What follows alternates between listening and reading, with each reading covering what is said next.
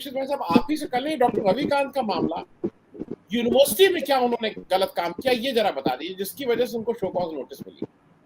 जहाँ तक यूनिवर्सिटी का सवाल है, हमें ये कहने में बड़ी खुशी होती है, यूनिवर्सिटी के हिंदी विभाग में रविकांत सबसे ज़्यादा पढ़े लिखे, सबसे ज़्यादा लोकप्रिय प्राध्यापकों में माने जाते हैं और उनके क्लास में बच्चे दत्तचित्त होकर उनको सुनते हैं, सवाल जवाब का माहौल रहता है। और मुझे कई बार लगता है कि शायद एक वजह ये भी होती है कि जो ज़्यादा लोकप्रिय टीचर होते हैं उनसे कैंपस के उन टीचर्स से बड़ी शिकायत हो जाती है जिनका लिखने पढ़ने से कोई वास्ता नहीं होता है। ये प्रॉब्लम रहती है थोड़ी सी, ये तो समस्या ये हो गई उनकी। दूसरी, वो जो बाहर जाते हैं, लिखते हैं पत्रिकाओं में, चैनल से बोलते हैं, बेबाक टिप्पणी करते हैं और प्रमाण के साथ बात करते हैं। तो एक दलित प्राध्यापक पूरे समाज में जाकर तमाम जगहों पर बोले, अच्छे उदाहरण दे, बाबा साहब की तरह से किताबें, बाबा साहब जब खंडन मंडन करते थे तो सब प्रमाण बात करते थे। प्रमाण के साथ बात करना मुश्किल होता जा रहा है उत्तर प्रदेश के मौजूदा माहौल में। और इसलिए जहाँ तक यूनिवर्सिटी के अंदर का सवाल है आनंद वर्धन जी, यूनिवर्सिटी में तो उनके बारे में कोई गलत बात करने वाला कोई विद्यार्थी मिलेगा ही नहीं। ये जो सारा ड्रामा हुआ, ये जो सारा हिंसा की वारदात हुई, ये प्रायोजित थी, जिसकी पटकथा विश्वविद्यालय के ही एक ऐसे सवर्ण प्राध्यापक ने की जिसका कोई रिकॉर्ड ज़्यादा पढ़ने लिखने का नहीं हो रहा है उसमें। और सारी समस्या ये हो रही है कि दलित अध्यापक, दलितों के तो अंगूठे काटे जाते रहे हैं, दलितों की ज़रूरत कैसे है कि दलित लोग आकर मंच पर बोल सकें, अच्छी बातें कर सकें, प्रमाण दे सकें किताबों का। समस्या सारी वहाँ पर है। इसलिए लखनऊ यूनिवर्सिटी का जो माहौल बना हुआ है पिछले कम से कम एक दशक से तो बना ही हुआ है, जिस तरह से कुलपति महोदय आते हैं, जिस तरह से उनकी कहना चाहिए व्यस्तताएं होती हैं, जिस तरह के उनकी लिंकेजेस हैं, जिस तरह से उनको अपने तमाम लोगों को खुश करना होता है, वो तमाम चीज़ें हैं। खैर, उसी दिन जो घटना हुई, वो घटना केवल एक प्राध्यापक को उसके द्वारा व्यक्त किए गए विचारों के लिए डराने धमकाने की घटना थी। और उसमें दुखद स्थिति ये है कि यूनिवर्सिटी के प्रॉक्टर और यूनिवर्सिटी के बाकी प्रशासनिक अधिकारियों ने अध्यापक का पक्ष लेने के बजाय उन लड़कों का कहना चाहिए देर तक उनके कार्यक्रम को चलने दिया। ये चिंता की बात है। और उसके बाद जब एफआईआर दर्ज हो गई, तो एफआईआर दर्ज होने के बाद लड़कों ने प्रश्न उठाई, ये कैसे होता है? एक साधारण से उस विद्यार्थी की जिसका कि रिकॉर्ड कोई लिखने पढ़ने का नहीं है, उसकी जो एफआईआर दर्ज कर ली गई। और यूनिवर्सिटी का एक प्राध्यापक जो पढ़ाने के लिए यूनिवर्सिटी में आया हुआ है, अपनी कक्षा ले रहा है, जिसकी घेरेबंदी की गई, जिसको धमकाया गया है तमाम लोगों के सामने, उसकी एफआईआर के लिए वो पिलर से पोस्ट तक दौड़ रहा है। मैं इसका औचित्य समझ नहीं पा रहा हूँ। तो साफ जाहिर है वे जो विद्यार्थी परिषद के बच्चे वहाँ इकट्ठे हुए थे, वो विश्वविद्यालय प्रशासन की अनुमति से इकट्ठे हुए थे, वरना कैसे बाहर का लड़का कैसे आ सकता है? तो 100 लोगों में 5-10 यूनिवर्सिटी के लोग थे, अधिकांश बाहर के लोग थे। तो हम तो कहते हैं कायदे से वे सब ट्रेसपासर थे, उनके खिलाफ कार्रवाई होनी चाहिए थी। इसलिए अगर विश्वविद्यालय के कुलपति महोदय बजाय उन 80-100 विद्यार्थियों के खिलाफ एफआईआर दर्ज कराना चाहिए था कायदे से कुलपति महोदय को। अध्यापक की सुरक्षा की गारंटी कुलपति को करनी चाहिए कैंपस के भीतर, क्योंकि कैंपस के अंदर रविकांत जी अपनी कक्षा लेने के लिए आए थे और वहाँ पर उन्होंने हमेशा हर क्लास लिया है, कोई क्लास मिस नहीं करते हैं, ये ध्यान देने की बात है। तो एक कर्तव्यपरायण टीचर को, अध्यापक को परेशान करना, इस बात के लिए उसने कब कहाँ कैंपस के बाहर किस बारे में बात कर दी थी, ये एक ऐसी चीज है तो जानबूझकर कहना चाहिए एक विवाद खड़ा करने की कोशिश है। इसमें उनका कोई दोष नहीं है, मैं कहना चाहता हूँ साफ साफ बात ये। और वहां पर भी उन्होंने जो कहा था, बात खत्म कर दूं, एक पुस्तक उन्होंने उद्धृत की, वो पुस्तक छपी हुई है 70 वर्ष पहले लिखी हुई एक पुस्तक से कुछ विचारों को अगर उद्धृत कर रहे हैं तो कायदे से कार्रवाई तो उस पुस्तक के खिलाफ होनी चाहिए। उस पुस्तक को प्रतिबंध लगा दीजिए, आप उस पुस्तक को लाइब्रेरी से हटा लीजिए, आप समझ में आता है। मगर रविकांत का घेराव करने का कोई औचित्य मुझे समझ नहीं आता। जी, रमेश दीक्षित भाई साहब, मैं आपसे जरा एक चीज समझ लूं। मैं हालांकि बहुत छोटे क्लास की बात कर रहा हूँ, छोटा क्लास मतलब मैं शायद छठे सातवें आठवें की बात कर रहा हूँ। और वो उदाहरण इसलिए बता रहा हूँ कि डीपीएस दिल्ली में मेरे बच्चे पढ़ते थे, मेरे कुछ और साथियों के बच्चे भी पढ़ते थे, और कई उसमें बिल्कुल हिंदी भाषी क्षेत्र से गए थे। तो वहां पे वो होता था हरदम की वीक इन इंग्लिश कॉन्वर्सेशन इत्यादि इत्यादि। हम सब लोग अपना मुंह झुका के सुनते थे, ना भाई टीचर लिखा बोलती जाना। थी कि आप अंग्रेजी में बोला करिए घर में इत्यादि इत्यादि। मेरा एक हरियाणा का दोस्त आया और उसने उन टीचर से कहा कि टीचर, आप मुझसे क्यों पूछ रही हो कि ये, अच्छा उसका सिर्फ अंग्रेजी कन्वर्सेशन नहीं, उसका बच्चा 2-4 सब्जेक्ट में फेल भी हो गया था, 5-6 सब्जेक्ट थे, उसमें 3-4 में फेल हो गया। तो टीचर उनको डांट रही थी, घर में पढ़ाते नहीं और ये नहीं होते हैं, और क्या है आपकी पत्नी क्या है और आप लोग नहीं पढ़ा। तो हम लोग तो भाई चुपचाप सुन लेते थे। उसने उनको डांटना शुरू किया, हरियाणा का था। उसने कहा तू मेरे से पूछ रहे हैं, अरे मैं तेरे को फीस दे हुए हूँ, मैं रोटी भेजे हूँ, तू मुझसे पूछ रहा है कि मेरा छोरा फेल हो गया। अरे तू बता कि मेरा छोरा फेल कैसे हुआ, सही मैं बात इसको है। यहाँ पढ़ाने के लिए भेजा हूँ। अच्छा तो सवाल उसी था। तरह मैं इसलिए पूछ रहा हूँ ये बात। ये वीसी साहब रविकांत जी से पूछ रहे हैं कि शो कॉज नोटिस। ये रविकांत जी को वीसी से पूछना चाहिए कि साहब मैं पढ़ाने आया हूँ, बिल्कुल मेरे सही ऊपर बात। हमला कैसे हुआ, ये आप बताइए। मतलब ये तो उल्टी गंगा बहाने वाली बात है। ये परिस्थितियों की विडंबना है आनंद वर्धन जी, ये समय की विडंबना है कि चोर उल्टा चोर कोतवाल को डांटे। ये पुरानी कहावतें हैं, ये सही साबित हो रही हैं। हमारा तो यही मानना ये है कि ये काम अगर यूनिवर्सिटी में पढ़ाते समय किसी अध्यापक पर हमला होता है, कोई बदसलूकी होती है, विश्वविद्यालय प्रशासन का दायित्व बनता है उस अध्यापक की तरफ से एफआईआर दर्ज कराए असामाजिक तत्वों के खिलाफ। इस कॉमन सेंस की बात है, कहना चाहते हैं।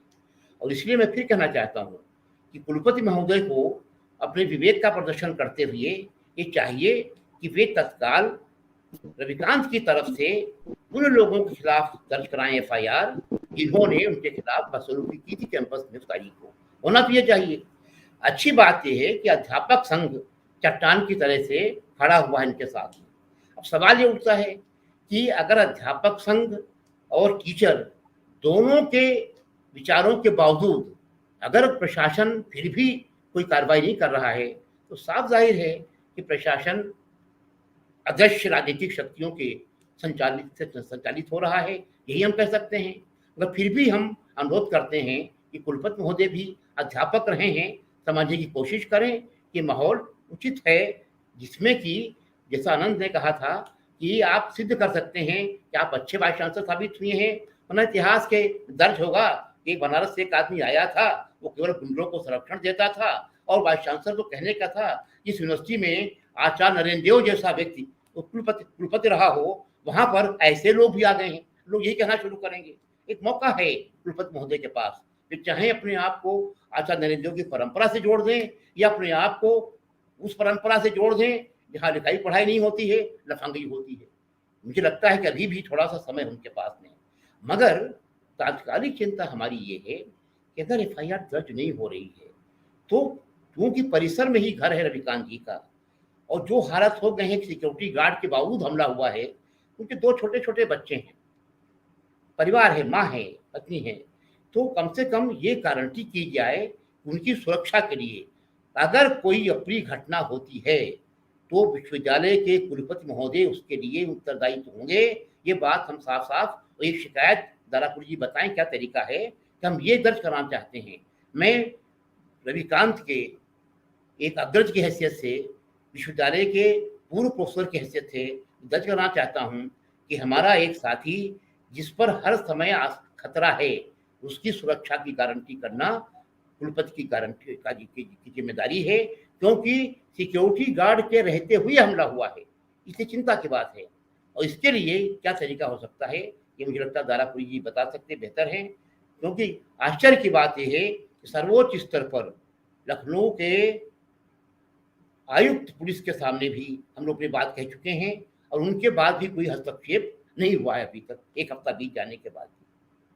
जी रमेश भाई साहब, मैं एक चीज और, क्योंकि 2-3 चीजें बहुत स्पष्ट हो रही हैं।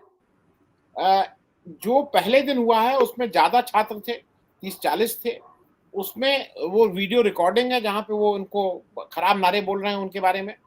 और अगर शायद मिल गए होते रविकांत जी तो ये कहना मुश्किल है कि उनकी क्या हालत हुई होती। बिल्कुल बिल्कुल। लेकिन ये जो छात्र है इसने जो भी किया, क्या ये समाजवादी छात्र सभा का है इसलिए इसको एक्सपेल भी कर दिया गया, हॉस्टल से भी निकाल दिया गया, और वो एक अखिल भारतीय विद्यार्थी परिषद का है तो उसके साथ भाई राजा भैया है ना, ये राजा बेटा है, तो राजा बेटा को तो कुछ कहना नहीं है, राजा बेटा को सबको रखना। और वो नामजद जो मैंने देखी है एफआईआर जो ये कंप्लेन किए हैं रविकांत जी, उसमें नामजद कंप्लेन है, 10 या 11 लोगों के नाम है। तो आपको नहीं लगता है कि ट्रीटमेंट भी इस वजह से है कि कोई एक पार्टी से, और आपको क्या लगता है रमेश भाई साहब? आप खुद ही सही बात कह रहे हैं। जो आप कह रहे हैं वही सच्चाई है कि अगर विद्यार्थी परिषद का कार्यकर्ता रहा होता तो इसके खिलाफ एफआईआर दर्ज नहीं होती, क्योंकि ये उस वक्त तक जब उसने घटना की थी और जिस वक्त तक रविकांत जी एफआईआर दर्ज कराने गए थे हसनगंज थाने, उस वक्त तक वो छात्र सभा का था, इसलिए ही कार्रवाई संभव हो पाई, इसीलिए SC/ST एक्ट में भी दबाव हो पाई। और ये दोहरा आचरण है विश्वविद्यालय प्रशासन का भी कि और सरकार का भी, प्रदेश सरकार का भी, कि जो विद्यार्थी परिषद के अगर लोग किसी तरह की लंपट की कार्य करते हैं, गुंडई करते हैं, उनके लिए माफी है, उनके हजार खून माफ हैं, और दूसरे संगठन का व्यक्ति कोई करता है उसके खिलाफ त्वरित कार्रवाई होती है। ये साफ साफ पैटर्न है। मगर एक पैटर्न और भी है आनंद जी, उस पर गौर कीजिएगा। दिल्ली यूनिवर्सिटी में भी एक दलित प्राध्यापक के साथ दुर्व्यवहार हुआ है। सवाल ये है, मुझे लगता है कहीं ना कहीं इस सरकार के रहते दिल्ली में भी असली हुकूमत तो दिल्ली प्रदेश का नहीं, तो दिल्ली के शासन, केंद्र का शासन ही होता है। वहां पर भी जानबूझकर दलित आवाजों को दबाने की कोशिश हो रही है। अगर दलित विचारों को दबाया जाएगा उसका मतलब है कि दलित आंदोलन को आप कुचलने की, दबाने की कोशिश कर रहे हैं। साथ ही रहे पिछले कुछ वर्षों में दलितों के विरुद्ध, माइनॉरिटीज के विरुद्ध तमाम तरह की साजिशें सुनियोजित तरीके से हो रही हैं। और औरतें भी, ये जो औरतों के खिलाफ अचानक उत्तर प्रदेश में हैवानियत बढ़ गई है, उसकी वजह यही है कि खास तौर से माइनॉरिटीज को, दलितों को और औरतों को ये बताया जा रहा है कि तुम घर के अंदर रहो, ज़्यादा छू चपड़ मत करो, बहस मत करो। और दलितों और औरतों का बोलना जो है मनवादियों को अखरता है। मनुस्मृति में तो तमाम तरह के दंड लिखे हुए हैं तमाम बातों के लिए। इसलिए पैटर्न है ये प्रोफेसर रतन लाल का और प्रोफेसर रविकांत का, दोनों का उत्पीड़न के पीछे ये मनवादी मानसिकता भी है। क्योंकि बार बार ये लोग सत्ता में आज हैं, ये बार बार कहते हैं, मनुस्मृति की तारीफ करते हैं, बार बार दिखाते हैं कि कितना अच्छा विधान था। वो विधान अगर आएगा, उस विधान में एकलव्य का अंगूठा भी कटेगा। उस विधान में हर वो अध्यापक जो विचार की बात कर रहा है, तर्क की बात कर रहा है, विवेक की बात कर रहा है, अंधविश्वासों को नहीं मान रहा है, बराबरी की, समता की, आज़ादी की, भाईचारे की बात कर रहा है, वो इनके लिए खतरा है। इसलिए दिल्ली यूनिवर्सिटी का, लखनऊ यूनिवर्सिटी का ये जो पैटर्न एक साथ निभा रहा है, ये गौर करने की बात है। तो मैं कहना चाहता हूँ कि दरअसल ये जो पूरी घटना हुई है, ये घटना केवल यूनिवर्सिटी के छात्रों की नहीं है, और केवल छात्र संगठन नहीं है, विद्यार्थी परिषद की ही नहीं है। विद्यार्थी परिषद का जो पितृ संगठन है, उसके भी इसमें कहीं न कहीं उसकी मर्जी है, उसका संरक्षण है, अभिभावक है, ये भी गौर करना चाहिए। इसलिए मैं कहना चाहता हूँ कि एक ऐसा दौर उत्तर प्रदेश में आ चुका है, बल्कि उत्तर भारत में, जहाँ की सारी मर्यादाएं तोड़ी जा रही हैं, शैक्षणिक परिसरों की गरिमा नष्ट की जा रही है। और इसलिए किया जा रहा है कि इनको समाज के दबे कुचले वर्गों का आगे बढ़ना खटकता है। जेएनयू पर जो हमला हो रहा है, क्यों हो रहा है? जेएनयू अकेला संस्थान हिंदुस्तान का है जहां अखिल भारतीय स्तर पर देश के हर कोने से गरीब परिवारों के बच्चे पढ़ने आते हैं। जब आते हैं पढ़ने, अच्छे अफसर बन के निकलते हैं, प्रोफेसर बन के निकलते हैं, अच्छा काम करते हैं, विद्वान बन के निकलते हैं। इसलिए घटकते हैं ये लोग। वास्तव में न केवल मनवाद बल्कि एक तरह का वर्चस्ववाद अभिजनों के लिए लाना चाहते हैं। ये चाहते हैं केवल एक अभिजन समाज बच जाए जिसमें सामान्य परिवारों के आने वाले। रविकांत कहाँ का है? बुंदेलखंड के जालौन इलाके के छोटे कस्बे का नहीं, गांव का आज लगता है। वो पढ़ के सीढ़ियां तय करता है, जेएनयू पहुंचता है, वहां एमए करता है, एमफिल करता है और लिखना शुरू करता है। ये खटकता है समाजवादियों को। ये दलित आदमी किस तरह से विचारों के लोकतंत्र में निवास कर रहा है, वो बर्दाश्त नहीं है, और लोकतंत्र वैसे भी बर्दाश्त नहीं है, वो लोकतंत्र किसी तरह का उन लोगों को। इसलिए रविकांत का मुद्दा, रतनलाल का मुद्दा साथ साथ जुड़े हैं, और जो पहले हो चुका था कुछ वर्षों पहले रोहित वेमुला का मुद्दा, ये सब जुड़े हैं। कैंपस में प्रतिभा नाम की चीज, मेधा नाम की चीज, विवेक नाम की चीज इनको बर्दाश्त नहीं होती है, जो आज सत्ता में बैठे हुए हैं। हमें विश्वविद्यालय परिसरों में लोकतंत्र की, विवेक की, वाद विवाद हमारी सभ्यता है। मुंडे मुंडे मति भिन्ना कहा जाता है, अलग अलग लोगों के अलग अलग विचार होंगे। वादे वादे जायते तत्वबोधा कहा जाता है कि जब बातचीत करेंगे तभी असलियत पता चलेगी, और वाद विवाद संवाद ये सब पर हमला हो रहा है। इसलिए रविकांत पर हमला, अभिव्यक्ति की आजादी पर हमले के संदर्भ में भी बात करनी पड़ेगी, और ये सवर्ण जो मानसिकता है दलितों के खिलाफ, उस संदर्भ में भी उसका चर्चा करनी पड़ेगी। जी।